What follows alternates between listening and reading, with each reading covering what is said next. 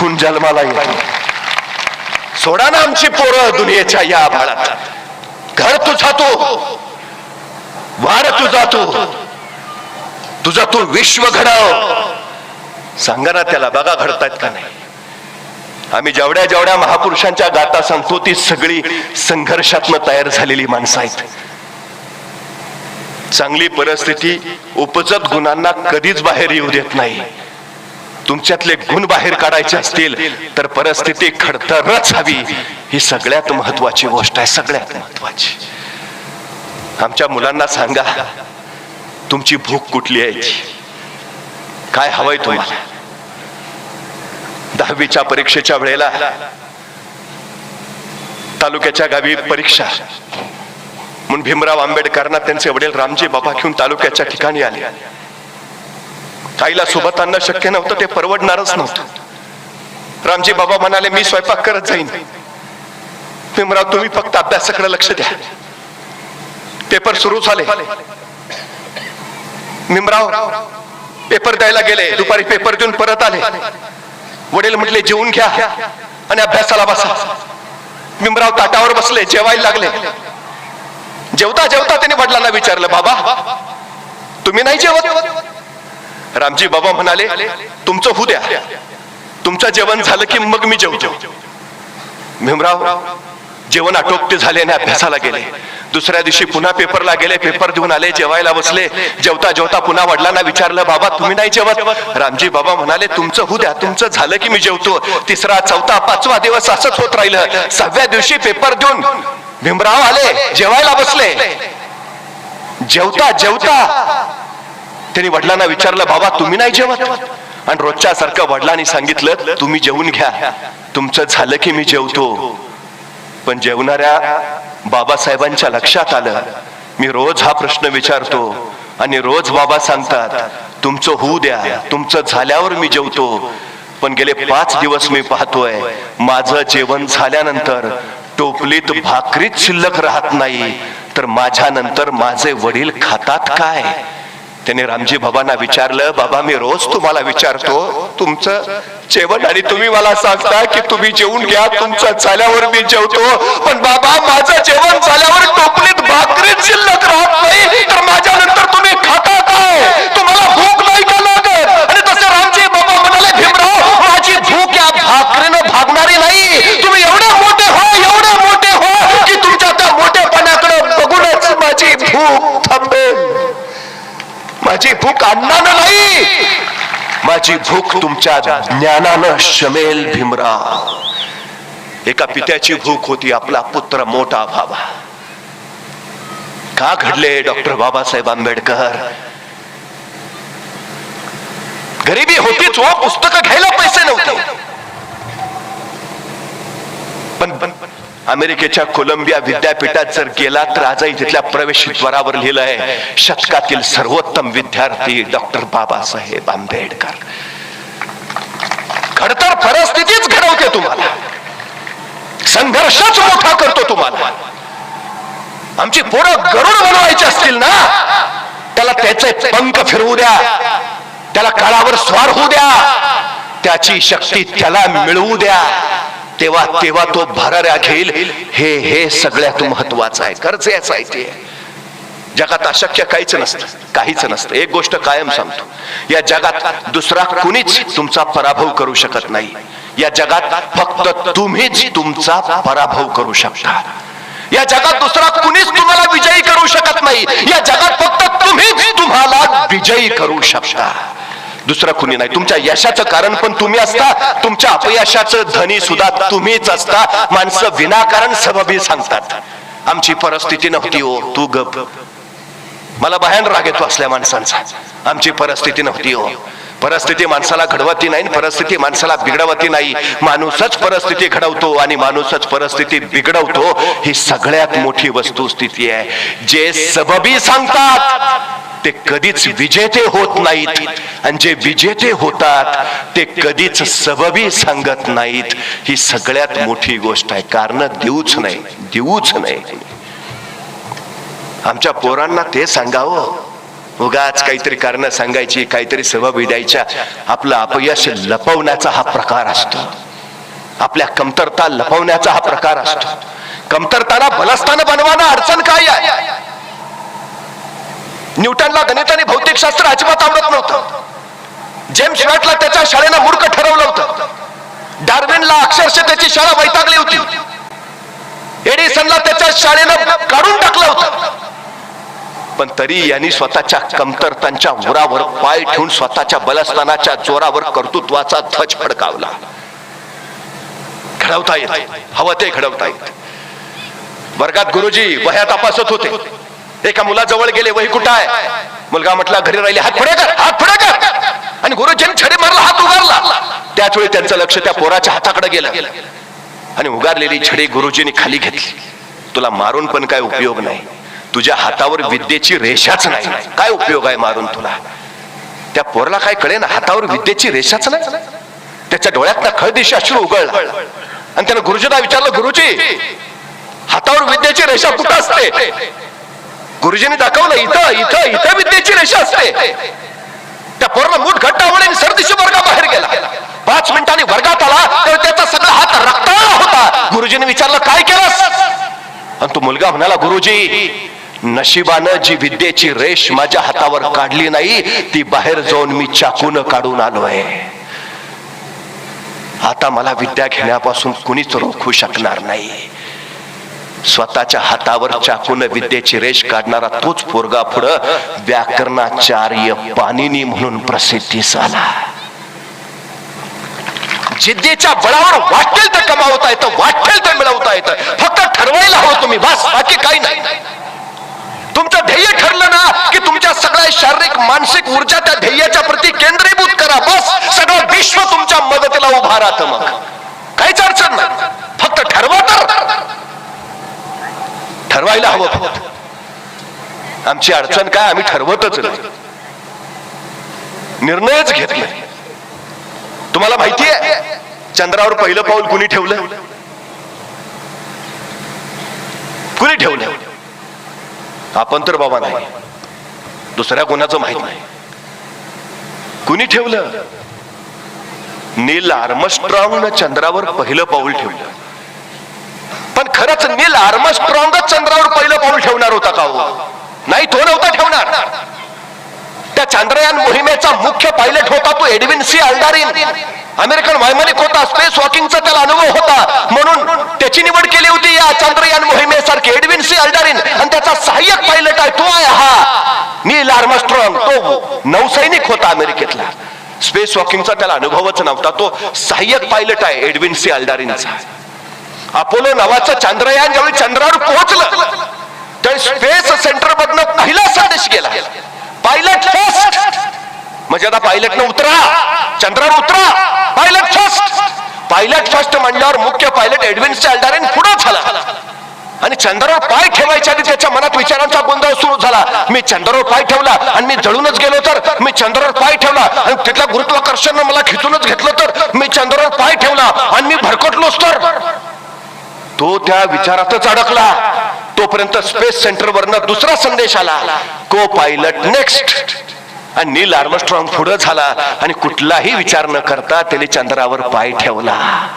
आणि जगाच्या इतिहासात गौरव कुणाचा व्हायला पाहिजे होता? एडविन सी अल्डारिनचा. तो फक्त निर्णय घेता न आल्यामुळं मागं राहिला आणि नील आर्मस्ट्रॉंग जगात चंद्रावर पहिला पाऊल ठेवणारा म्हणून ख्यातकीर्त झाला. निर्णय घ्या, काय करायचं आहे, काय करायचं आहे, निर्णय घ्या, पटकन घ्या. उगा वेळ लावत बसू नका अजिबात. काय होईल जास्तीत जास्त? निर्णय चुकेल, चुकला तर अनुभव मिळेल आणि बरोबर आला तर यश. तोटा कुठं आहे आपला? पण निर्णय तर घ्या. यशस्वी कोण होतं? योग्य निर्णय घेतात ते नव्हे, तर घेतलेला निर्णय योग्यच होता हे जे सिद्ध करतात ते. सिद्ध करा, घेतलेला निर्णय योग्यच आहे. हो, मी करेन. अडचण काय आहे? ती क्षमता, ती ताकद, ते सामर्थ्य आमच्यात आहे. जिद्द हवी, फक्त करणारच हे सगळ्यात महत्वाचं आहे. आणि त्याच्यापेक्षा सगळ्यात महत्वाची यशासाठी गोष्ट कुठली असेल तर ती आहे सातत्य. सातत्य. शेतकऱ्याला राजा का म्हटलं जातं माहिती आहे? पिकाला भाव मिळू दे नाही मिळू दे, पाऊस पडू दे नाहीतर दुष्काळ पडू दे, शेतकऱ्यानं शेती करणं कधीच सोडलं नाही, अजिबात नाही. सातत्य. एका शेतकऱ्याला विचारलं यंदा गहू पेरलाय का? तो म्हटला नाही, यंदा गव्हावर कीड पडायची शक्यता आहे म्हणून गहूच पेरला नाही. म्हटलं यंदा मका तरी लावलाय काय? नाही, यंदा पाऊस पडायची शक्यता नाही म्हणून मकाही लावला नाही. म्हटलं मग यंदा केलंय काय? नाही, यंदा कुठला धोकाच पत्करायला नको म्हणून यंदा पेरलंच काय नाही. असं कधी शेतकरी म्हणल्याचं दिसलंय? सतत संकटाशी लढतो त्याला मी शेतकरी म्हणतो. संघर्ष सतत आहे तो. कधीच पाऊस पडणार नाही मग कशाला पेरा, दोरच मिळणार नाही मग कशाला, असला विचारच करत नाही तो. त्याचं काम करणं, तो फक्त सातत्यानं करत राहतो. यशस्वी व्हायचा सगळ्यात मोठा मंत्र आहे फक्त सातत्य ठेवा. बस 5 किलोमीटरची शर्यत जिंकणाऱ्या धावपटूला विचारलं तुझ्या यशाचं रहस्य? तो म्हटला मी थांबलो नाही. बस यशाचं रहस्यच काय? मी थांबलो नाही. बस थांबला, संपला. तुम्हाला कुणी विचारत नाही. माणसं पराभूत झाली म्हणून हरत नाहीत, पराभूत झाल्यावरती माघार घेतात म्हणून हरतात. तुम्ही किती उंचीवर पोहोचला यावर तुमचं यश ठरत नाही, तुम्ही पडून सुद्धा किती वेळा उठून उभा राहिला यावर तुमचं यश ठरतं. बरीच लोक यशाच्या अगदी जवळ आल्यावर माघार घेतात. जरा तग धरला असता, जरा धीर धरला असता तर पोचलाच असता. त्यामुळे सगळ्यात महत्वाची गोष्ट माघार घ्यायची. चर्चिल काय यशस्वी झाला, काही होऊ दे, दुष्काळ पडू दे, दर नाही मिळू दे, माघार नाही, माझं काम मी करत राहणार, बाकी मला काय कळत नाही. माझं काम सातत्य. सातत्य. जगातली सगळ्यात लांब नदी म्हणून अमेझॉनचा उल्लेख केला होता.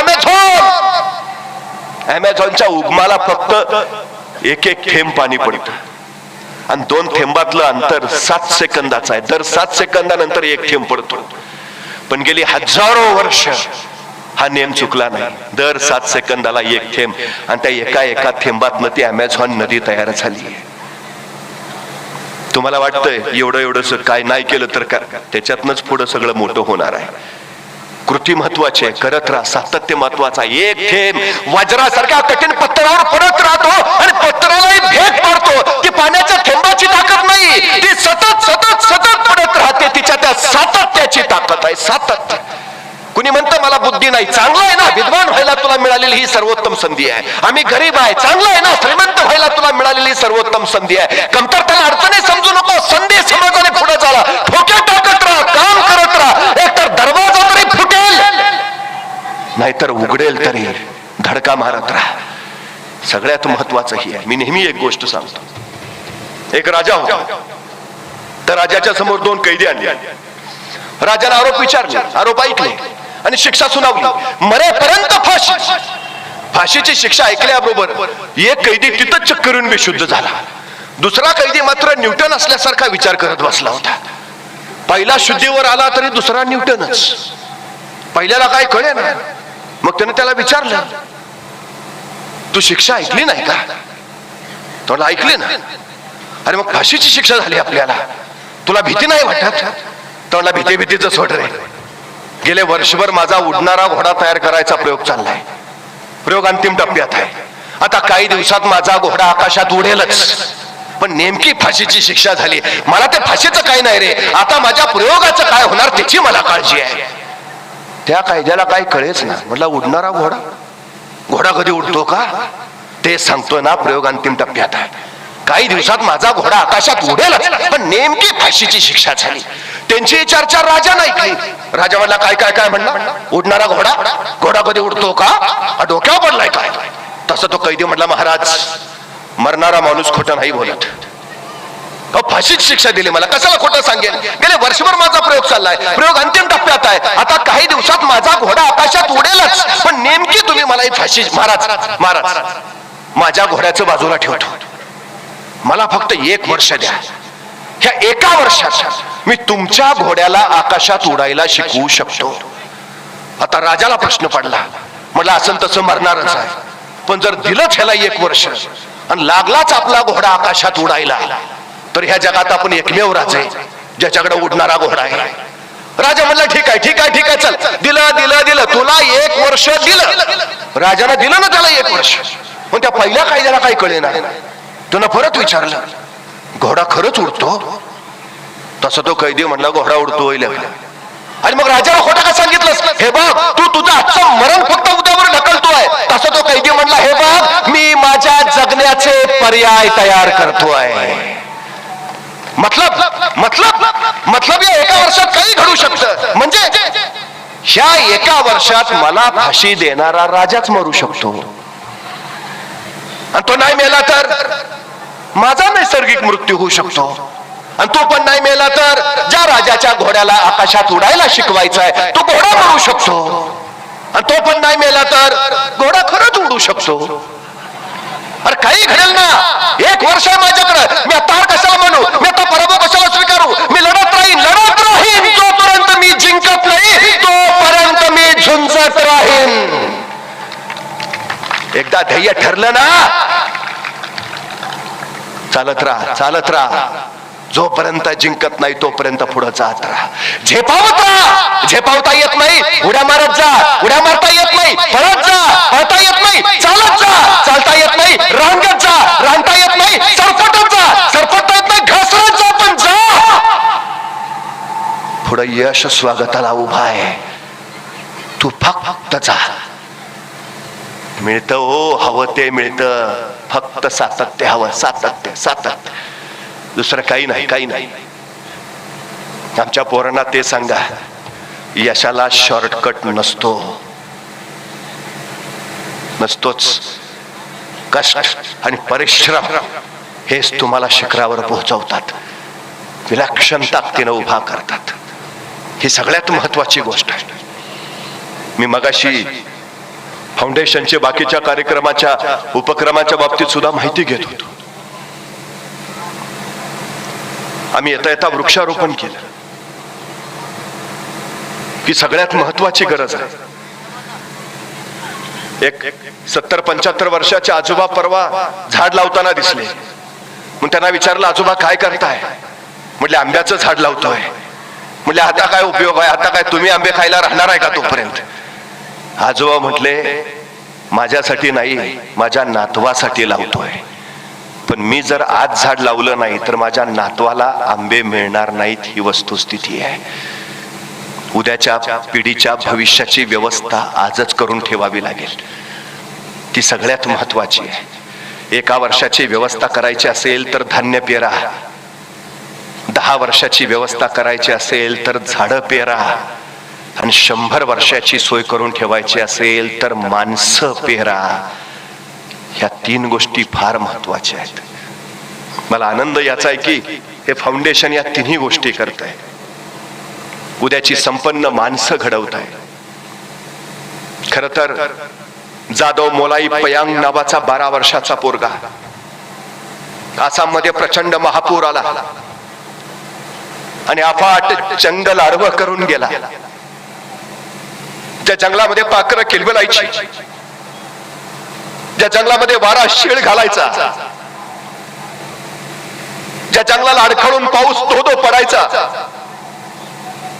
ती जंगल सगळी गेली.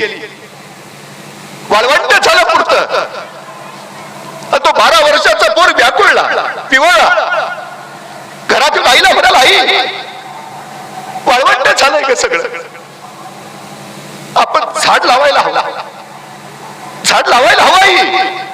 आई म्हटले, हो रे बाळा, लावूया झाड.